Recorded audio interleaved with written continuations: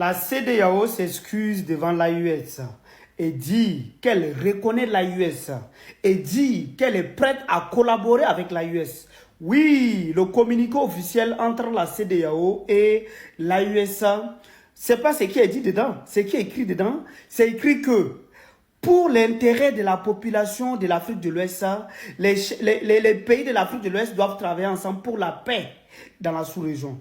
Mais nous, on conclut pour vous expliquer. Les excuses n'ont pas été dites dans le communiqué.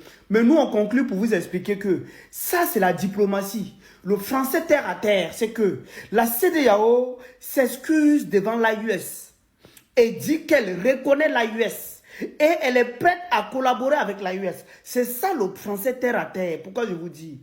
À partir du moment où la CEDEAO reconnaît qu'il a tort, la CEDEAO va dans le pays de l'AES pour demander pardon.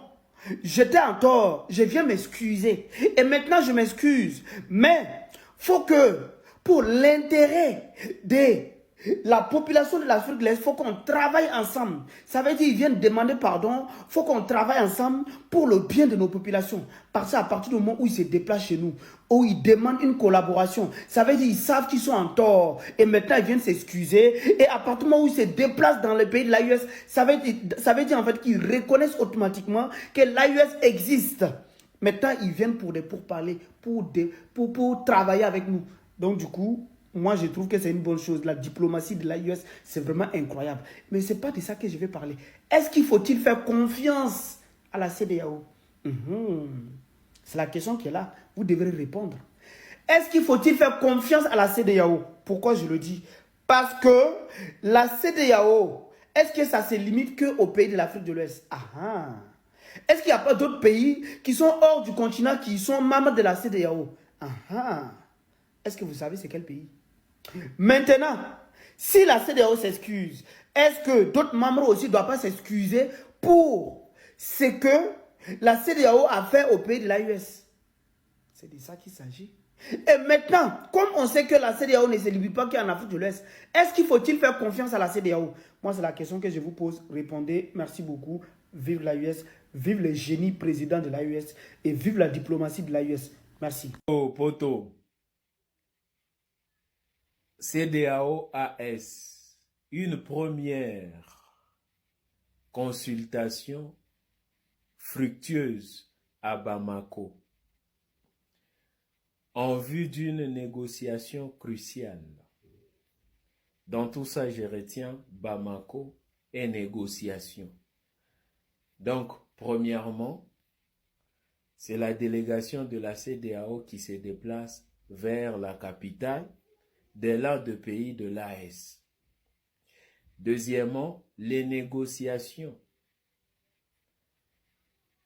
On ne le fait qu'avec des gens, premièrement, qu'on respecte et dont l'on sait qu'on peut traiter avec. Donc, les autorités de la CEDEAO ont compris que l'AES, c'est une organisation sérieuse. Mais, aussi longtemps que la CEDEAO est pilotée par ceux-là qui n'ont jamais voulu l'indépendance et la souveraineté du continent africain, donc c'est aux autorités de pays de l'AES d'être prudents. Vraiment d'être prudents.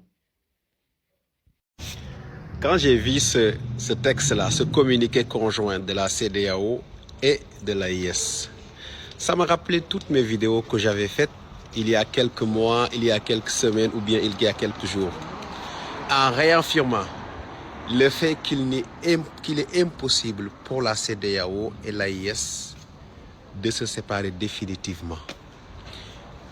On peut avoir deux entités différentes. Une entité constituée par la CEDEAO, une autre constituée par l'AES, mais il ne peut pas y avoir de rupture définitive, quelle que soit la situation. Je vous avais dit pourquoi. Je vais vous le répéter. Je vous avais dit que dans cet espace qu'est la CEDEAO, les peuples ont noué des relations beaucoup plus profondes que les organisations politiques. La CEDEAO des peuples, l'AES des peuples. n'existe pas. Ce qui existe, c'est la communauté des peuples ouest-africains qui sont ensemble, qui vont bâtir leur développement ensemble ou bien vivre dans la précarité, dans la pauvreté ensemble. Maintenant, j'ai lu le communiqué. Il y a beaucoup d'aspects qu'il a soulignés. Ils ont parlé d'intégration, ils ont parlé de circulation de biens et des personnes, ils ont parlé de commerce, ils ont parlé de transport. Mais il y a un aspect fondamental qu'ils ont souligné, c'est la sécurité.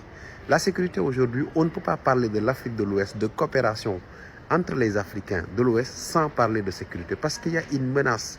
Je pense que le contexte aujourd'hui des territoires est la plus grande menace qui pèse sur l'Afrique de l'Ouest depuis le début des indépendances.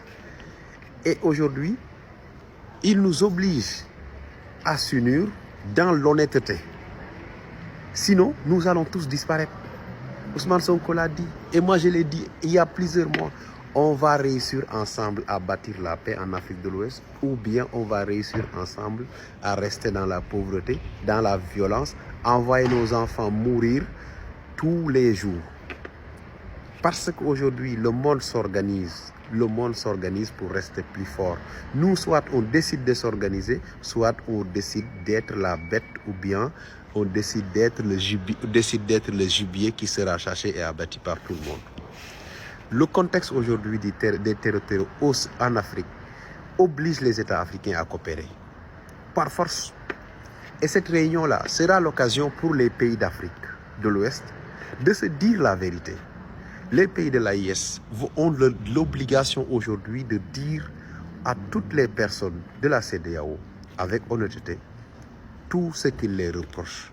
Et aujourd'hui, pour les pays de la CEDEAO aussi, de dire ce qu'ils pensent de la posture de la CEDEAO et des accusations.